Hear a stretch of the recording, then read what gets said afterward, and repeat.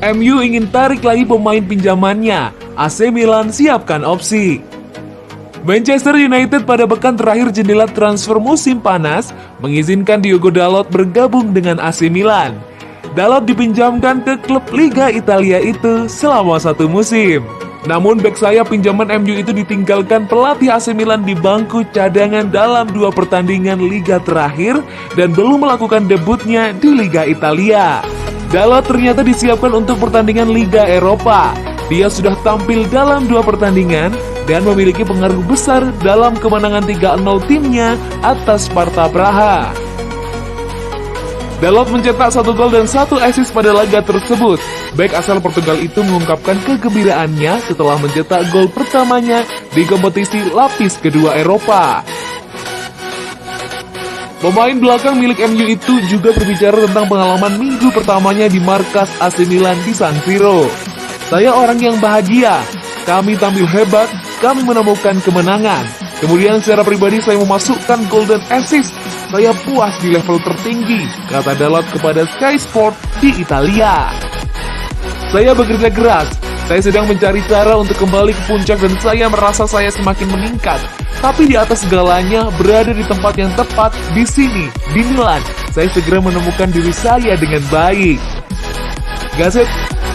Gazzetta dello Sport melaporkan tim Italia itu tidak memiliki opsi untuk menjadikan kesepakatan pinjaman pemain berusia 21 tahun itu permanen. Juga dinyatakan bahwa tim Stefano Pioli bisa pindah ke pemain milik MU ini, tergantung bagaimana dia melakukannya dalam beberapa bulan mendatang. Kontrak Dalot dengan MU berlangsung hingga 2023. Terkait masa depannya setelah musim ini, Dalot sendiri tidak berani memastikan. Mari kita lihat apa yang terjadi di akhir musim. Untuk saat ini saya tidak ingin memikirkannya.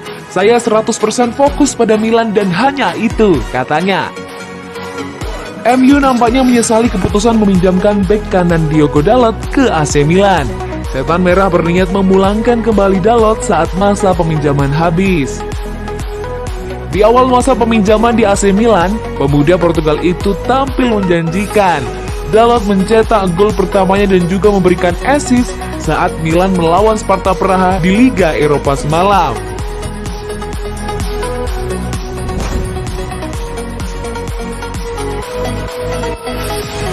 Manchester United ternyata tak inginkan Edinson Cavani pada musim panas.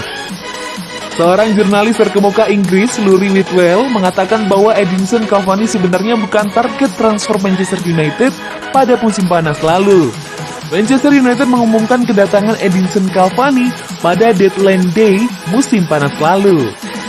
Dan menurut The Athletic, Cavani mendapat gaji tinggi mencapai 9 juta euro per pekan tanpa bonus. Masih menurut The Athletic, perekrutan Cavani adalah transfer panik karena baru selesai di hari terakhir, sementara dia harus menjalani karantina selama 14 hari. Jika striker 33 tahun itu masuk dalam rencana mereka sejak awal, maka dia pasti sudah akan direkrut di awal jendela. Jika Cavani sudah datang sejak awal, maka dia tak perlu absen dalam beberapa laga pertama mereka musim ini.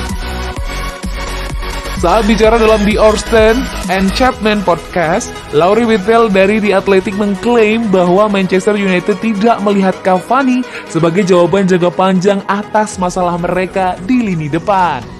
Whitwell juga mengatakan bahwa Ole Gunnar Solskjaer masih mempertimbangkan untuk merekrut Erling Haaland dari Borussia Dortmund pada 2022.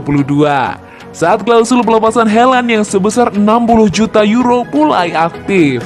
Setan Merah merekrut Cavani dalam kontrak berdurasi 1 tahun dengan opsi untuk diperpanjang 1 tahun lagi. Dan meskipun banyak yang meragukan kemampuannya karena usianya, harapannya mantan striker PSG itu bisa meniru kesuksesan Zlatan Ibrahimovic bersama Setan Merah.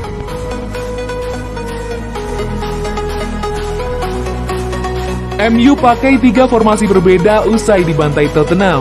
Apakah ini bukti Solskjaer pelatih cerdas? Manchester United belum pernah kalah usai dibantai Tottenham dengan skor 1-6. Dari 4 laga yang dimainkan setelah momen horor itu, manajer Ole Gunnar Solskjaer turun dengan 3 formasi yang berbeda. Setan merah karam di Old Trafford. Kartu merah yang diterima Anthony Martial pada menit ke-28 membuat United tidak berada di hadapan Tottenham. Mereka pun harus menyerah dengan skor 1-6 pada laga awal Oktober lalu. Setelah laga itu, banyak yang ragu pada kapasitas Solskjaer sebagai manajer United. Apalagi United sebelumnya juga kalah dengan skor 1-3 melawan Crystal Palace di Old Trafford. Namun Solskjaer merespon dengan cerdik. 4 laga terakhir, United meraih 3 kemenangan dan 1 hasil imbang. Di balik kebangkitan United dari momen buruk di awal musim, ada sejumlah catatan menarik dari Solskjaer. Pria asal Norwegia menurunkan 3 formasi berbeda dan sejumlah kombinasi di lini tengah. Formasi apa saja yang sudah dipakai Solskjaer? Simak di bawah ini ya, bola neters. 3-4-1-2 melawan PSG. Ole Gunnar Solskjaer dengan cerdik memakai formasi 3 back saat berjumpa PSG. Kondisi ini membuat United mampu mengimbangi 3 pemain depan PSG, Angel Di Maria, Neymar, dan Kylian Mbappe. Selain pemilihan taktik yang tepat, keberanian Solskjaer untuk memainkan Axel Tuanzebe patut mendapat pujian. Sebab dia telah absen lama karena cedera. Pada laga ini, United menang dengan skor 1-2 di Paris.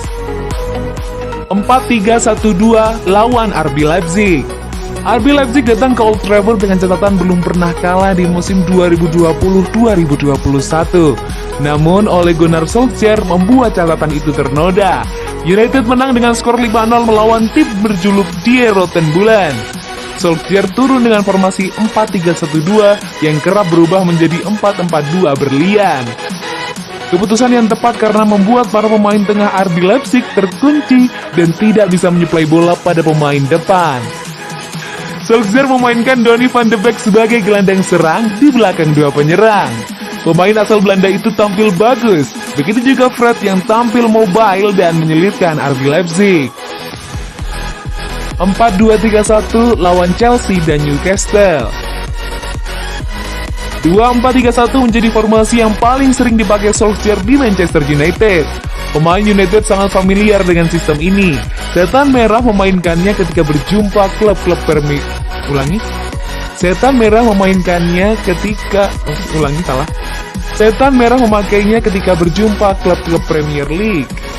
Pada laga melawan Newcastle, formasi ini berjalan dengan baik. Duet Fred dan Scott McTominay sebagai pivot bekerja dengan baik. Bruno Fernandes tampil kreatif karena mendapat kebebasan. Saat berjumpa Chelsea, walau gagal menang, paling tidak Solskjaer membuat lini depan lawan tidak banyak mendapatkan peluang. Fred dan McTominay lagi-lagi tampil bersama dan menyuguhkan kinerja yang bagus. Manchester United punya stok yang melimpah di sektor gelandang. Hal ini membuat Solskjaer punya pilihan banyak. Paul Pogba pun beberapa laga harus memulai laga dari bangku cadangan. Fred dan McTominay kembali menjadi pilihan setelah Nemanja Matic menjadi andalan di awal musim. Nama Juan Mata pun muncul sebagai pemain kunci saat United menang lawan Newcastle. Solskjaer bebas berkreasi dengan pemain tengah yang melimpah. Di laga melawan RB Leipzig, Solskjaer punya satu kemewahan dengan mencadangkan Bruno Fernandes dan memberinya istirahat. Donny van de Beek tampil sebagai penggantinya sang playmaker. Menarik untuk melihat aksi Solskjaer dengan berbagai pilihan taktiknya pada laga-laga United selanjutnya.